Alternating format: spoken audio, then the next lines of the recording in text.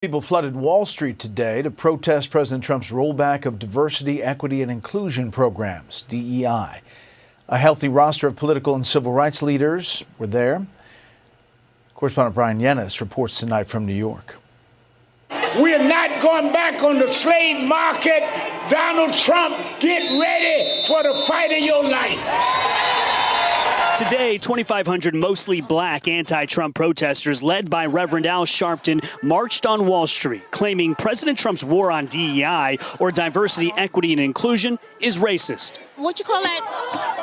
White privilege, whatever.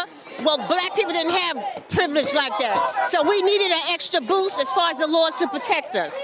President Trump banned federal DEI programs, saying they are discriminatory and workers should be chosen on merit. Major U.S. companies followed suit. Amazon, Bank of America, Disney, McDonald's, and Walmart. Some black consumers are currently boycotting Target. Symbolically, this protest went by the famous Wall Street charging bull. The message to U.S. companies is, if you continue to roll back your DEI policies, you could be boycotted next. The protest comes as the Democratic Party polls at historically low levels, and the anti-Trump coalition searches for leadership. New York City's frontrunner for mayor, Democratic Socialist Zohran Mamdani, marched today and looks to fill the void.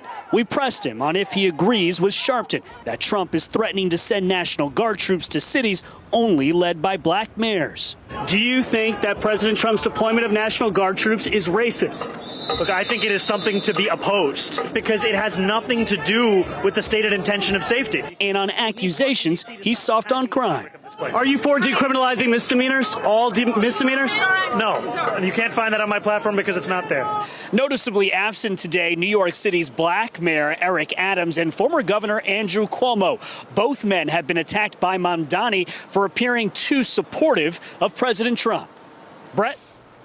Brian Yennis in New York City. Brian, thanks. The House is preparing to take up its annual defense policy bill this week, with Democrats filing hundreds of amendments, many aimed at rebuking President Donald Trump's administration and current GOP priorities. Lawmakers submitted roughly 450 proposed amendments to the fiscal 2026 National Defense Authorization Act, NDAA. Among them are measures dealing with diversity, Israel funding, and Trump's crackdown on illegal immigration.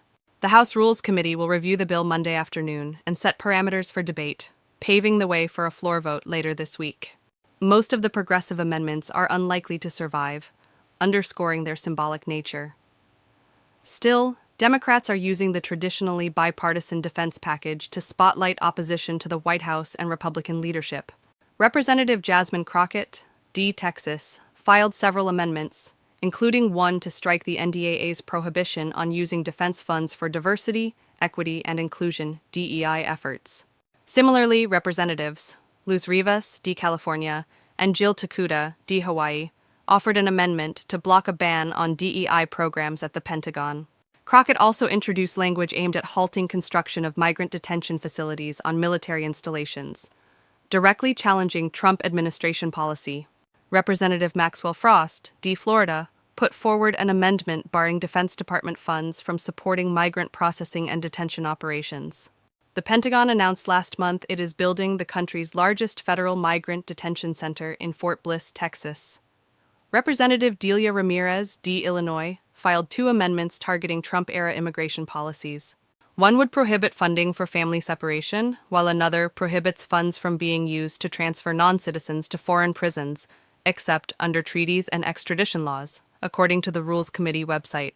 The latter proposal would effectively block deportations to El Salvador. Representatives Rashida Tlaib, D. Michigan, and Ilhan Omar, D. Minnesota, introduced measures aimed at limiting U.S. support for Israel. Tlaib's amendment would ban U.S. arms sales to countries whose governments include officials with outstanding International Criminal Court arrest warrants.